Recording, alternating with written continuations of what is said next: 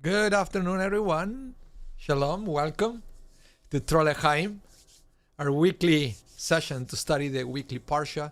Well, sometimes we study beyond the weekly Parsha, but you know what I mean. You know what I mean.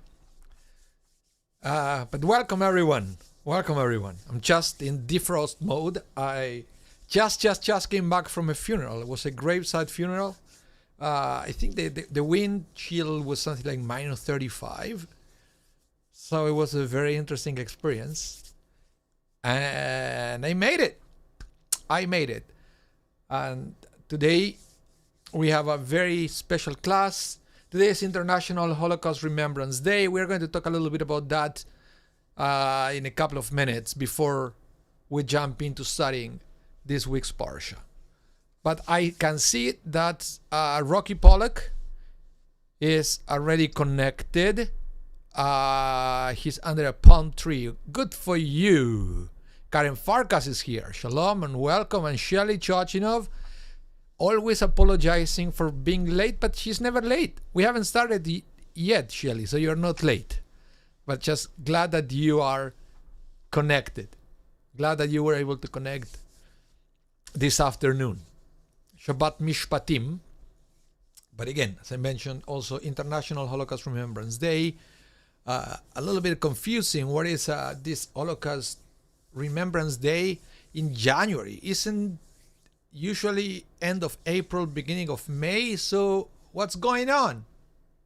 Be patient. I'm going to explain why the confusion here is something that I had to learn about, because the first time that I heard about that Holocaust Remembrance Day in January, it was confusing for me too. I always went to Hebrew day schools, and we also always observed the Holocaust late April, beginning of May. So there is a reason for that, and we are going to study it today at the beginning of the class. But now, welcome. If you are there, if you are connected, and if you have access to the chat, please say hi. I want to know who else is here. Who else is here? It's always good to put names to numbers. Even better to put faces to names, but hey. Judy Chirac. You're here. Good afternoon to you, Judy. Welcome. Welcome. Who else is here? Leah Ehrenberg says hello. Welcome, Leah. Welcome to the class. Good afternoon. And yeah, we should start. We should start with the material. Corey Rosenfeld here. Welcome. Welcome, Corey. So let's begin with the material that I prepared for you. And first, as I promised you, we should talk a little bit about the International Holocaust Remembrance Day. I'm going to bring it right here. And there it is. Here it is. There is I don't know if you've seen it, the campaign We Remember, in which everybody is invited. Everybody around the world is invited to take a selfie, or you can ask somebody to take a photo of yourself, holding a sign that says We Remember. So it's a hashtag. If you are a social media user, you're probably familiar with hashtags. It seems to be the thing in these days, but it's something that has been done for a few years now. I've done it. I submitted mine to Shari Zedek, and it's going to be posted as part of a Shari Zedek thing. That's why it's not in my personal profile yet. I'm waiting for my photo to be posted for Shari Zedek, from Shari Zedek, so I can share it into my Facebook. But I did it on my Instagram. Corey, you are CJR. Okay, aka Ruvain. That's great. That's great. So let's talk about the International Holocaust Remembrance Day. And I remember the first time that I heard about this, I said, whoa, I never grew up with this Remembrance Day in January. How come I missed it? This is a class from Hebrew Day School that maybe I didn't pay attention, and I felt better to know. No. It's not that I didn't pay attention. It's something new, as you can see here in the text. Let me read it, and then we are going to analyze this, because there are many hidden layers in this Observance Day and this International Holocaust Remembrance Day. So let's start with the basics. International Holocaust Remembrance Day is an international memorial day on January 27th that commemorates the victims of the Holocaust, the genocides of European Jews by Nazi Germany between 1941 and 1945. Okay?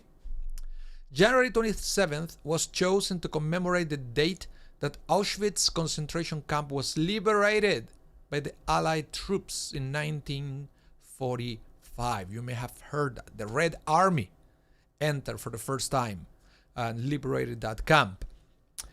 The day remembers the killing of 6 million Jews by the Nazi regime and its collaborators. It was designated by the United Nations General Assembly Resolution 60/7 on the 1st of November 2005, and that's why maybe you never heard about that before, because it didn't exist before 2005. And then it hit me. That's why I never heard about this International Holocaust Remembrance Day back in the days of Hebrew Day School, because we didn't have it. It started in 2005. The resolution came after a special session was held earlier that year on January 24th to mark the 60th anniversary of the liberation of the Nazi concentration camps and the end of the Holocaust. And that's why we have this International Day. But the question is, how did we observe or remember the Holocaust before 2005? Well, we didn't have an international day like this one. So what most Jewish communities around the world did is to adopt the Israeli Holocaust Remembrance Day. It is what we call Yom HaShoah. You may have heard about that, Yom HaShoah, which is April sometimes, and sometimes is on May. Sarah Bloomberg is here. Welcome to the class. You were just looking at my hashtag post. Yeah, well, I put it on Instagram as a story because, you know, the story is something that you post and 24 hours later it disappears automatically. But this one here, I decided to embed it into the class. The We Remember is going to stay there all the class. So it's another way to commemorate this special day. Your screen is too small for me to see. That's in my computer it takes the whole screen. I don't know why. Maybe if you have if maybe you're using a phone, you should put it on landscape mode. You will have more. Or if you're on Facebook, you can maximize, so you will take the whole screen. Okay, so this is basically, Sarah, I was reading why we have an International Holocaust Remembrance Day, and I was saying that the first time such a thing happened was in 2005, and it was a decision of the United Nations. And before that, actually, it's not before that. We still have it. We have our own Remembrance Day, that is Yom HaShoah, that it was decided by the Israeli Knesset. Let me explain. Yom HaShoah. The real name of Yom HaShoah is Yom HaZikaron LaShoah VeLaGevura. Okay? You can understand why people call it Yom HaShoah. I guess call it Yom HaZikaron LaShoah VeLaGevura is too long, too complicated. So we all know it as Yom HaShoah. Yom means day in Hebrew. Ha means of. Shoah means Holocaust. Actually means more like tragedy, but it's understood when we said Shoah, we're talking about the Holocaust. Okay, so Yom HaShoah, day of the Holocaust. But in Hebrew again, it's Yom HaZikaron LaShoah VeLaGevura, which means Holocaust and Heroism Remembrance Day, known colloquially in Israel and abroad as Yom HaShoah, and in English as Holocaust Remembrance Day or Holocaust Day. It's observed as Israel's day of commemoration for approximately 6 million Jews who perished in the Holocaust as a result of the actions carried out by Nazi Germany and its accessories, and for the Jewish resistance in that period. In Israel, it is a national memorial day. It was inaugurated in 1953, way before 2005, right? anchored by a law signed by the Prime Minister of Israel, David Ben-Gurion, and the President of Israel, Yitzhak Ben-Zvi. It is held on the 27th of Nisan. And you know, the Hebrew calendar is not in sync with the secular calendar, so the date fluctuates between April and May, okay? So it's always on the 27th of Nisan, unless the 27th of Nisan will be adjacent to Shabbat, in which case the date is shifted by a day. And this is something that is common for all these modern observance, modern remembrance days that we have, like Yom HaShoah, Yom HaZikaron, Yom HaAtzmaut. We can never have it one day before Shabbat or one day after Shabbat for practical reasons. It's basically what happened is, you know, in Israel, with so many people observing the Shabbat, it's practically impossible to plan something right before Shabbat, because then you cannot clean up after. It's already Shabbat. So it's very inconvenient to do something and then you can't do anything to take things away, to disconnect things after the event. Same happened with the day after Shabbat. There is no time to prepare for it. Usually this massive event starts with preparations the day before, so they decided to make their lives easier, never to have Yom HaShoah the day before Shabbat or the day after Shabbat, and the calendar is built around this date, so it can never be on Shabbat, okay? So that's not a problem. So we always need a buffer day, which means that if, according to the Jewish calendar, the 27th of Nisan is a Friday, it has to be moved to a Thursday. And if the 27th of Nisan is on a Sunday, it has to be moved to a Monday. Okay? That's how it works. But there is something interesting here, and I don't know if you noticed. I don't know if you noticed this. But I guess I am already sometimes thinking as a rabbi, always reading between lines, the way the rabbis in the Talmud used to do. Sometimes they were looking for key words. These words that sometimes we read it and it doesn't say anything to me unless you're paying attention. Because there is a small but big at the same time difference between the January 27th observance that it was decided by the UN and the Nisan and the 27th of Nisan observance that it was decided in Israel. Let me bring it back and you will see what I'm talking about. The International Holocaust Remembrance Day is a day to remember the victims. If you read the fine print on the observance day from Israel, it's a day to remember the victims and the heroes during the Holocaust. And it's a huge difference. That's why the International Holocaust Remembrance Day is in remembrance of the liberation of Auschwitz, which is a symbol of death. While the Yom HaShoah is in remembrance of the uprising of the Warsaw Ghetto. It's a huge difference. Do you understand what I mean? Philosophically, it's very different. Very different.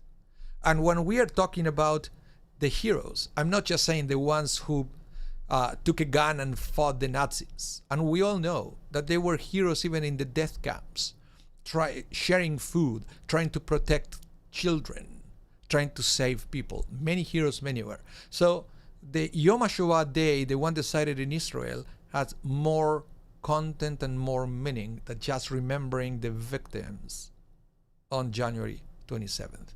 It's still a huge thing, the fact that the entire world is made aware of the Holocaust. It's a huge thing, don't get me wrong.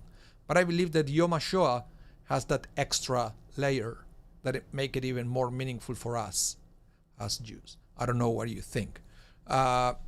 Karen Farkas, you say, what if 27th of Nisan is on Shabbat? My understanding is it can never be on Shabbat because of the way the Jewish calendar plays out. Okay, that's my understanding. I can be wrong, but that's what I seem to remember. And also, it's interesting that Yom HaShoah, the idea was to commemorate the uprising of the Warsaw Ghetto. The problem with that is that the uprising of the Warsaw Ghetto was one day before Passover. And if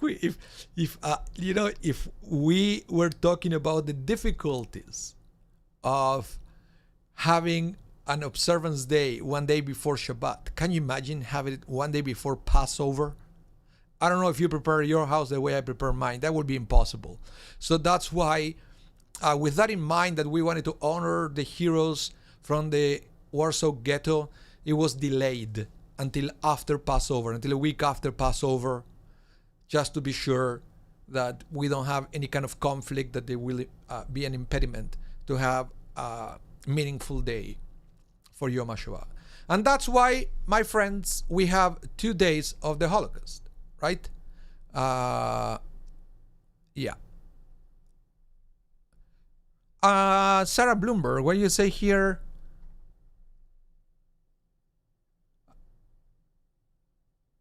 Oh, Maria. Okay, I see.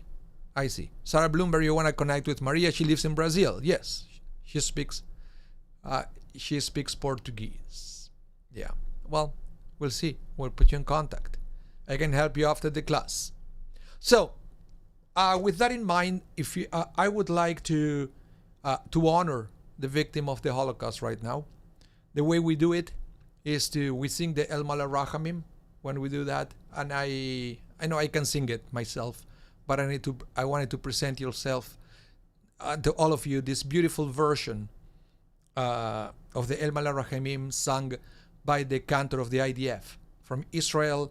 So let's honor the victim of the Holocaust in this International Holocaust Remembrance Day together. מפי החזן הראשי לצה"ל, סגן אלוף שי אברמסון. משמר הפטיף את נשקו. הפטיף, שק.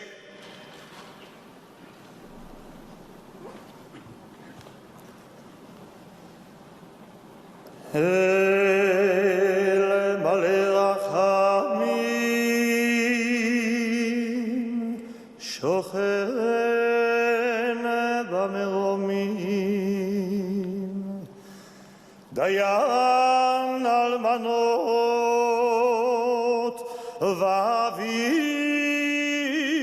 יתומים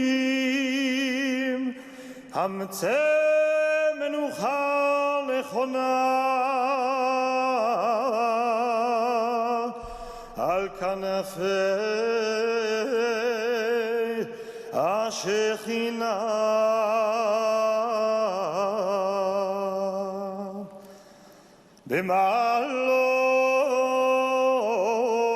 במעלות קדושים וטהורים כזוהר הרקיע מאירים ומזהירים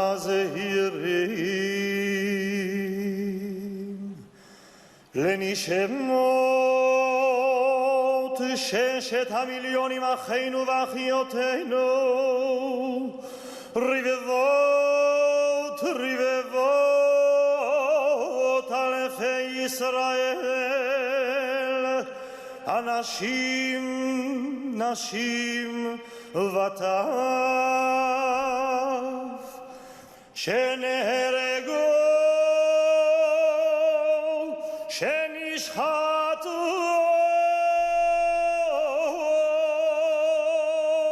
שנשרפו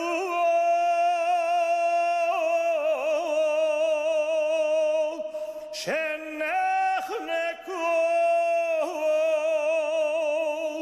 שנקברו חיים ושומטו בכל מיני מיתות ומשונות ואכזריות בידי הגרמנים הנאצים ויוזריהם ושהלכו לעולמם על קידוש השם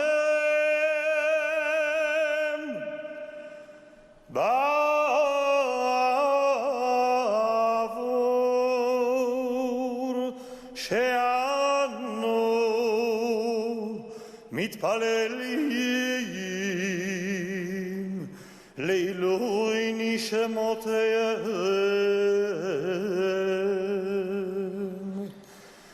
לכן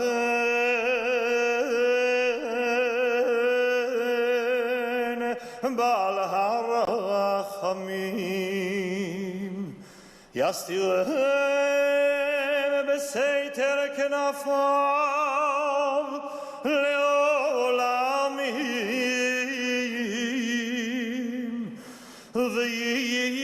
ויצרור בצרור החיים את נשמותיהם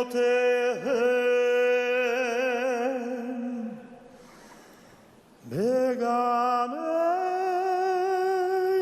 עדן תהיה מנוחתם. אדוני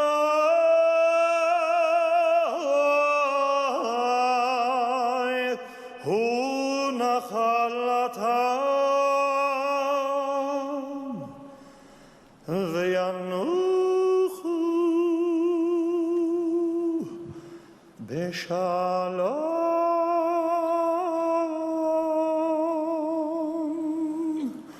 על משכבותם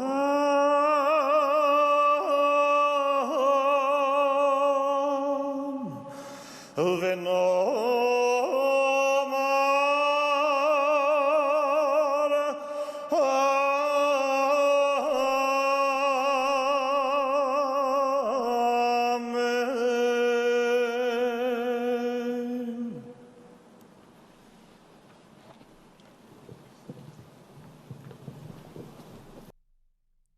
אמן. Amen. Amen. May their soul be in the Garden of Eden and their memory be a blessing. Amen. So it's time now to study a little bit of Torah. And we have a wonderful parsha. And it's good, Rocky Pollack, you're here. Rocky Pollack, ladies and gentlemen, for those of you who don't know him, he's a judge. And this is the parsha called Mishpatim. It's called Mishpatim. It's all about the law for the Jewish people. So, Rocky, this is your parsha. And they have many, many different laws to rule the society after the Exodus, which is interesting because it's going to be a 1, 2, 3 progression now in the Torah that is interesting to see from from the point of view of the reader. When you follow the weekly Torah reading, we have first the parsha talking about revelation. Immediately after, we have the parsha talking about civil law. And then we will have the instruction to build the tabernacle or a sanctuary with the instruction to get money to go and do a fundraising to make that happen. So it's a very interesting progression. If you read now from this how the Torah is going to play out for the next weeks, look for that trend of progression that goes from revelation to the relationship between people, to building a sanctuary, to getting the money to make it happen. Very interesting. So again, last week all about the supernatural. Today, everything about the little details of life. And you will see here this verse from this week's parsha. Nothing more mundane, I will say, than this kind of law. That it said, if you see the donkey of someone you hate, and you feel like refraining for assisting him, you must nevertheless help him. So let me put now this verse into context. It's not that if you see just the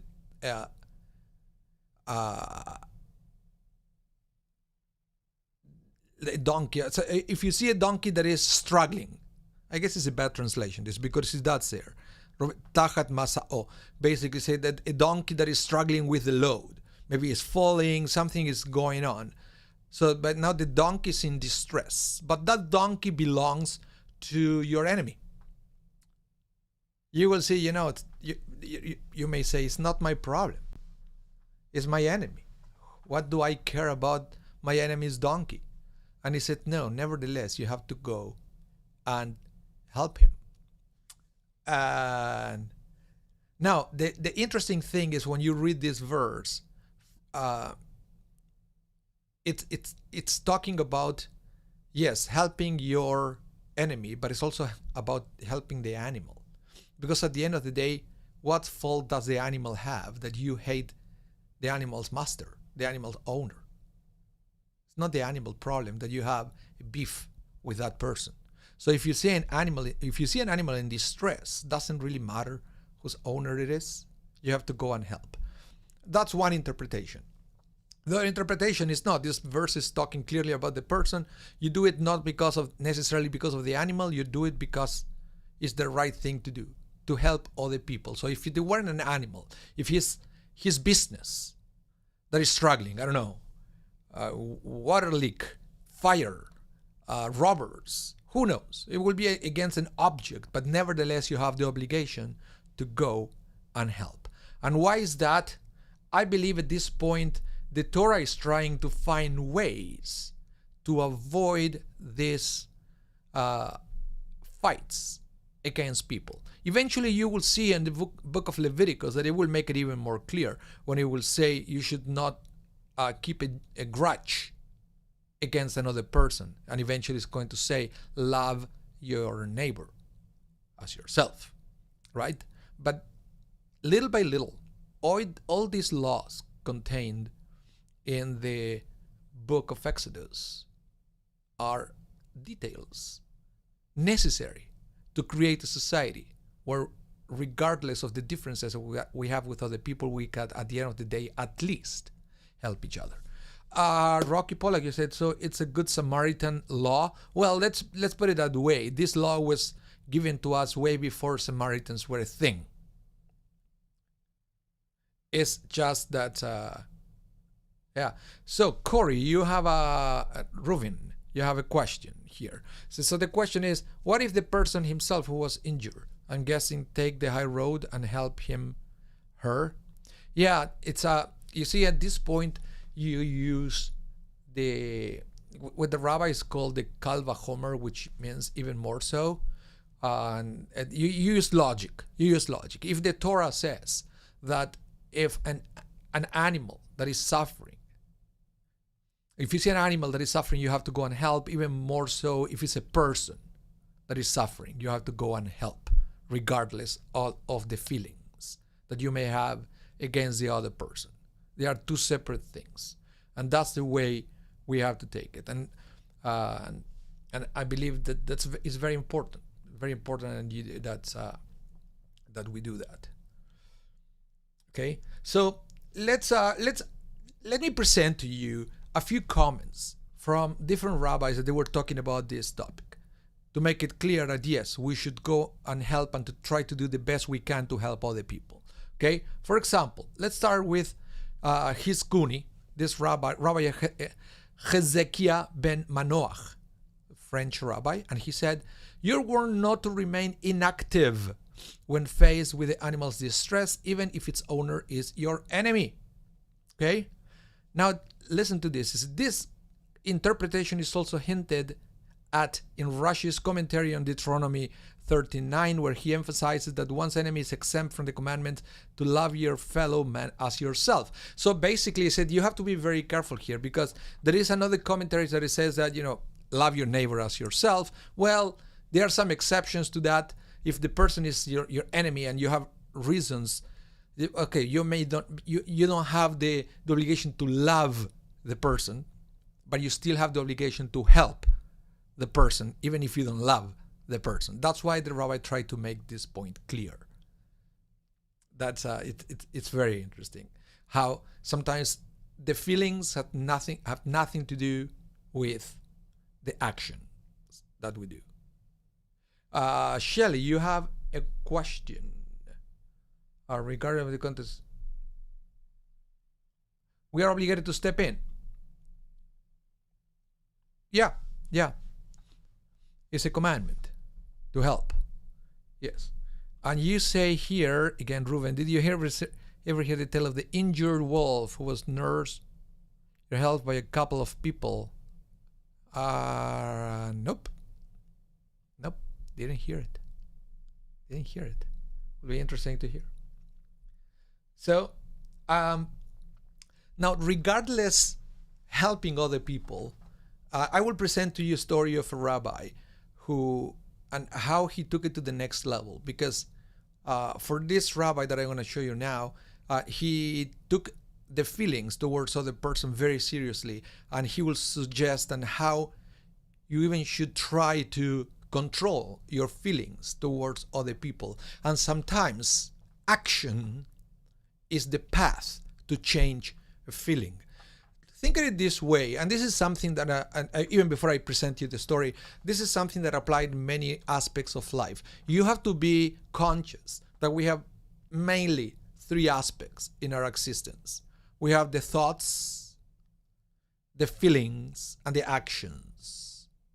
And we were told by experts that any of the three, thought, feeling, and action, has the power to affect the other two. Let's put it that way. What you think, what you believe, will affect your feelings and your actions. But sometimes you wake up in the morning, and the way you feel that morning will affect your thought and your action. You know, it happens sometimes. You wake up in the morning feeling lousy. You don't feel like doing anything. So guess what happened? Well, you don't do anything. You stay in bed. So there you go. The feeling affected your action.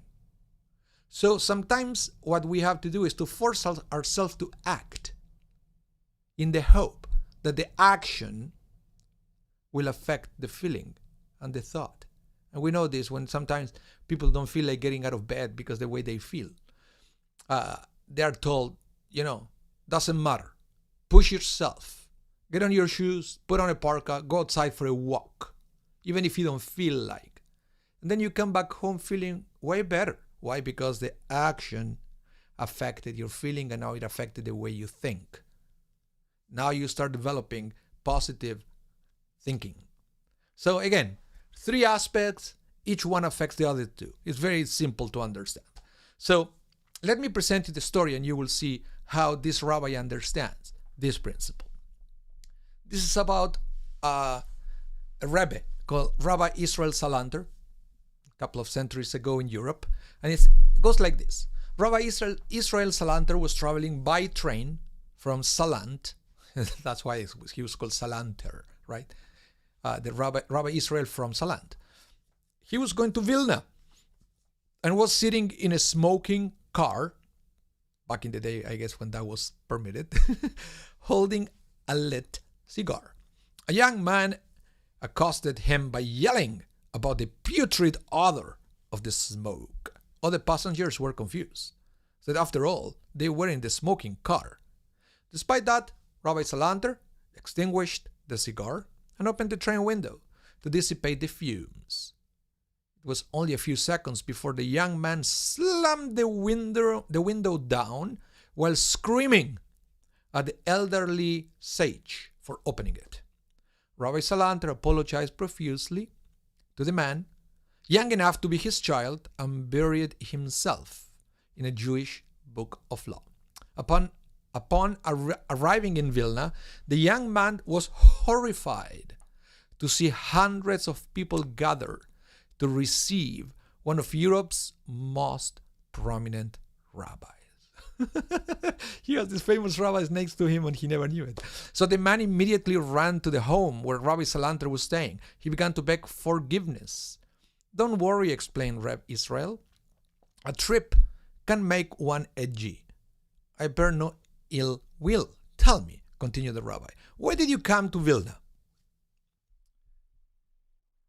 The young man explained that he was looking to become an ordained shochet, a slaughterer, and an approbation from a Vilna rabbi will be universally accepted. Rabbi Salanter smiled. my own son-in-law, Rabbi Elijah Lazer, can ordain you. He's a rabbi in Vilna. Rest up and tomorrow you can take the test. The next day, it was apparent that the man needed more than rest because he failed the test miserably. However, that did not deter Rabbi Salanter. He encouraged the man to try again. For the next several weeks, Rabbi Israel arranged for tutors and prepared the young man well enough to pass Rabbi Elijah Lazer's makeup exam along with the tests of a host of other well-known Vilna rabbis. He even arranged for the man to get a job. Before leaving Vilna, the man appeared before Rabbi Israel with tears in his eyes. "Tell me, Rebbe," he cried. "I was able to understand that you could forgive me for my terrible arrogance on the train. But why did you help me so much? That I can never understand." Rabbi Israel sat him down, held his hand, and explained. "It is easy to say, 'I forgive you,' but deep down, how does one really know if he still bears a grudge? Way down in my heart, I actually was not sure. The only way to remove a grudge is to take action. One who helps another develops a love for the one he aided. By helping you, I created a true love which is overwhelmingly more powerful than the words, 'I forgive you.'" Well, that's a beautiful story. Beautiful story to remind us how sometimes action could affect the way we feel.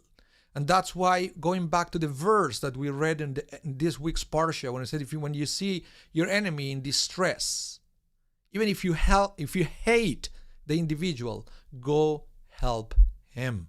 Why? Because action has the power to change feeling. So maybe after helping the other person, your feelings will start changing. Who knows? So it's a beautiful way to understand this verse beyond the literal meaning of helping a donkey, right? We're talking about the power of changing negative feelings and thoughts into something positive and more constructive for this world. Any comments? I would like to see your opinion. The chat is open, by the way. I'm streaming live on YouTube and Facebook. And by the way, if you're there, remember to subscribe if you haven't done so. Subscribe, hit the red button, says subscribe, and then hit the bell so you will be notified every time we go live, every time we upload something to our channels. And if you are enjoying the class, thumbs up. Always appreciated. And so, let's continue now with another verse from this week's Parsha. Before that, Karen Farkas, what are you saying? There's a fairly new movie called Tiger Within, which gives a great example of this concept. Let me highlight this so I can read it. Fairly new movie called Tiger Within, which gives a great example of this concept. I think it was Ed Asner's last film. Interesting.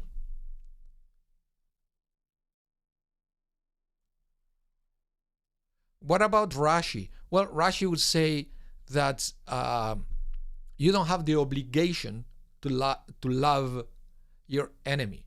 But again, it's feeling versus feeling. Here we are talking about action to undo a feeling. Rocky Pollack, he said, that's a tough lesson for those who have no more tolerance for anti-vaders. Anti-vaders.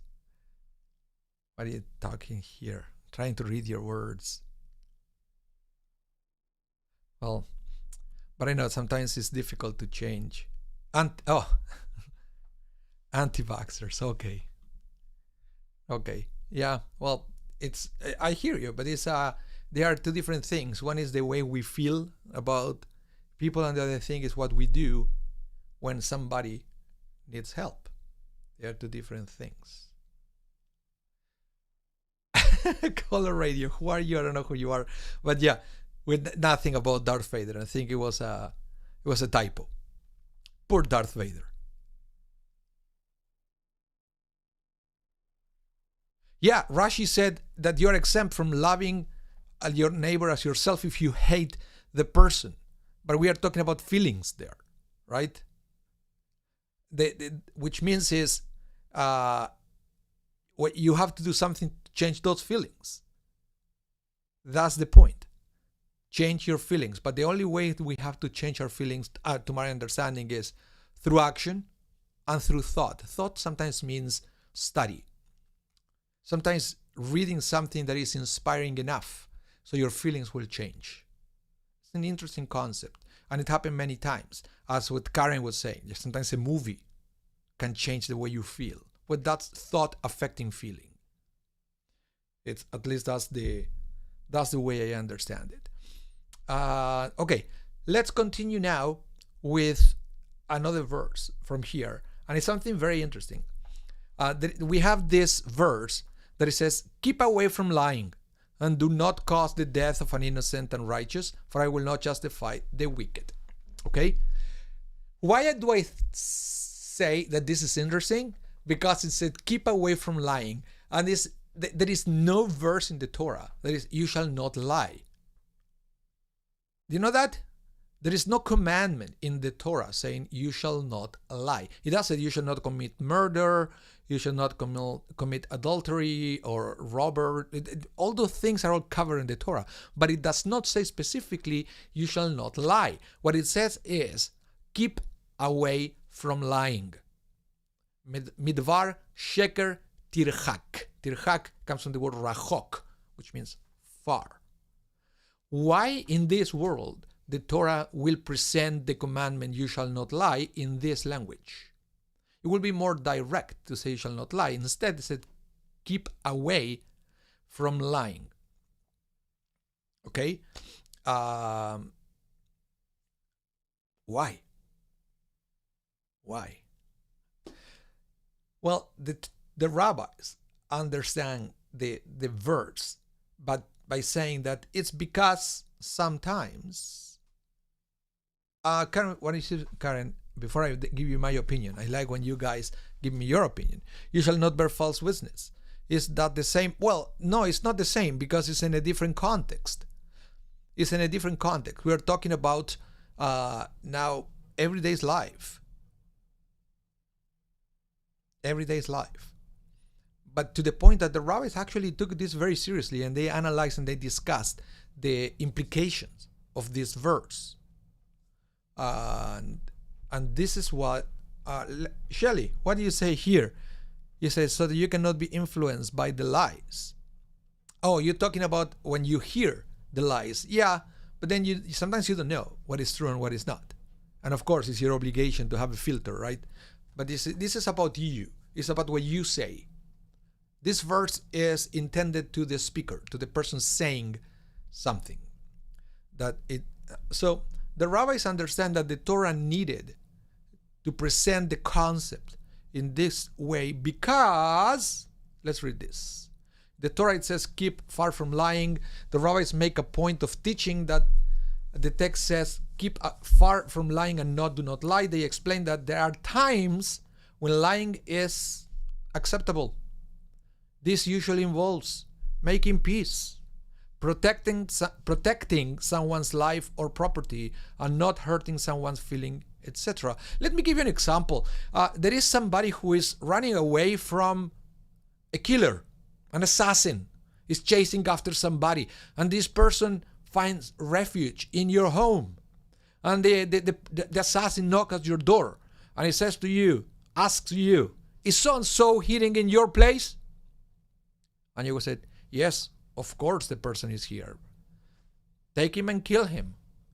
Why you do that? Well, the Torah says, you shall not lie. And I follow the Torah. Nonsense. So the Torah says sometimes you need to lie, for example, to protect somebody's life, right? Or to make peace. And I will give you an example about that, somebody lying to make peace. Okay?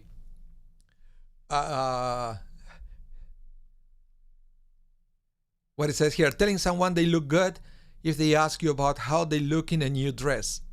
Well, that is sometimes to save a life, right? Depends who is asking. Sometimes you do it to save your life. You know my point. Okay? So, but let me give you a few examples from the Torah of people lying in order to fulfill one of these 3 points, either making peace, protecting someone's life, or not hurting someone's feeling. Okay, let me give you a few examples. For example, Genesis chapter 18, 9 to 13. This is when the angels came to Abraham to let him know that he was going to have a son, and the son was going to be Isaac, right? So they are the angels who came to visit Abraham, said to Abraham, "Where is your wife Sarah?" And he replied, "There, in the tent." Then one said, "I will return to you next year, and your wife Sarah shall have a son." Sarah was listening at the entrance of the tent, which was behind him. Now Abraham and Sarah were old, advanced in years. Sarah had stopped having the periods of women. And Sarah laughed to herself, saying, "I'm no longer able to have children, and my husband is old." Then the Lord said to Abraham, "Why did Sarah laugh and say, 'Me give birth at my age'?" What's wrong about that? Well, that's not "me at my age." That's not what Sarah said. Sarah said, "My husband is too old." But when God asked Abraham, because Abraham heard Sarah laughing, the text implies that. And Abraham thought, according to the rabbis, Abraham thought that Sarah was laughing about him. And God jumped into the situation and said, No. She's laughing about it is impossible for her to have children because she's too old. Why would God say that? That's not exactly what Sarah said, to preserve the peace in the home. Otherwise, there will be this bad feeling between the two because of that conversation. So, is God lying? God lying? Yes, it is. God is lying here, but because it was to protect that marriage at that time. So, that's an example of one of the of why sometimes you in this case God lied to make peace and also to protect Abraham's feelings from a hurtful comment made by Sarah. The other one, it's coming from the Midrash, and it's talking about Aaron. Remember Aaron, Moses' brother? He was famous for being a peacemaker. That was his characteristic. And we saw that, for example, during the episode of the golden calf, how he seems to be playing alone. And the Midrash will say that he was just pretending just to give Moses more time to come and to stop that madness of the golden calf. But why would Aaron do that instead of fighting with everybody? Because he was a peacemaker. He wanted to make peace among the Jewish people. So the Midrash will try to explain a little bit more, to bring more information about Aaron's character. So let me read this Midrash taken from Avot de Rabbi Natan that is talking exactly about that. And it says, when two people quarreled, Aaron will go and sit down with one of them and say, "My son, look at what state of your friend is in. His heart is breaking. He's tearing his clothing and saying, 'Woe is me! How can I lift up my eyes and look at my friend? I am ashamed before him, for I was wrong.' And so Aaron will sit with him until he removes the resentment from him. Then Aaron will go and sit with the other person and say to him, 'My son, look at what a state of your friend is in. His heart is breaking. He is tearing his clothes and saying, Woe is me! How can I lift up my eyes and look at my friend? I am ashamed before him, for I was in the wrong.' And so he will sit with him until he had removed the resentment from his heart. When the two met the next time, they would embrace and kiss one another." Very interesting. You analyze this situation. Two people fighting. Did they really have those feelings about each other? No. Aaron made that up. Why? Why will he lie like this? In order to make peace between the two. It's a little lie here to achieve peace. So it's not that you can go and lie. It's very, we have lots of rules, and the exceptions are very few. The exceptions are very few, but exceptions still exist when it is to preserve a life, to make peace, or to avoid somebody from embarrassment. So those are pretty much, in a nutshell, the exceptions. Okay? So it's something that is very interesting. Well, I have another topic that I don't want to start with another topic because then we won't have time to finish. So this will be a good time to stop the study for this parsha because I cannot go over time today. I have other meetings right after, back to back. Yeah, life of a rabbi. Meetings back to back. What can I say? So, yeah. So again, thank you so much, everyone, for tuning in today. It was great to have you in the classroom. Remember, if you missed any part of the class, don't worry. Tonight at 8 p.m. Central Time, this same class that is being recorded as we go, is going to be rebroadcast on YouTube and Facebook. Remember, tonight at 8 p.m. Central Time. So in general, unless something special happens, every Thursday we have Torah L'chaim at noon Central Time, and then it's going to be restreamed. Karen Farkas, can you please explain why bearing false witness is not? Oh, no, it is lying. It is lying. I'm sorry you misunderstood. Bearing false witness is lying. Okay? And whatever happened in a courthouse has special rules. When I'm saying here, keep away from lying, we are talking about the day-to-day kind of mundane things. Okay? Not about something that happened in a courthouse, because that will fall into a different category, and it's absolutely forbidden to bear false witnesses. I wanted to be clear about that. Okay, let me know, Karen, if that answered your questions. I will be checking the chat. Judy, thank you so much. Shelly, thank you so much. Glad you enjoyed the class. And remember, again, subscribe, thumbs up, as always. And you're welcome, Leah. False witnesses, yes, it's a special category of lying. It's not every lying falls into the same category. There's this kind of mundane lying that it happens day to day, that you are allowed to tell a white lie here to protect somebody from embarrassment and so forth. But then when something happens during a trial, it's a totally different set of laws. That is, yeah. And Rocky Pollack here, he has a very good advice. He said, let's stay out of the courthouse. Absolutely. And Corey, you say here, comment, Rashi was pertinent to an enemy. Yeah. Rashi seems to believe that if you feel bad about an enemy, you have all the right to do it. But unless that is really, really bad enemy, you have to do your best to love your neighbor as yourself. Right? It's and there are different categories, because remember it says you not bear a grudge. And a grudge is something that for something that the person did to you maybe in the past, could be something did to you 20 years ago and you're still feeling, but you have to try to overcome that. If you're not there yet, feelings are feelings. Rashi would say, yeah, okay, keep those feelings. But nevertheless, you're still obligated to help physically, in action, to the other person.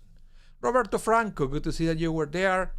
And Judy, you say, what do you say here? If you can't say anything nice, say nothing in a way. Yeah. Okay, thank you so much, everyone. Have a wonderful day. Stay safe. Hope to see you soon. Bye, everyone.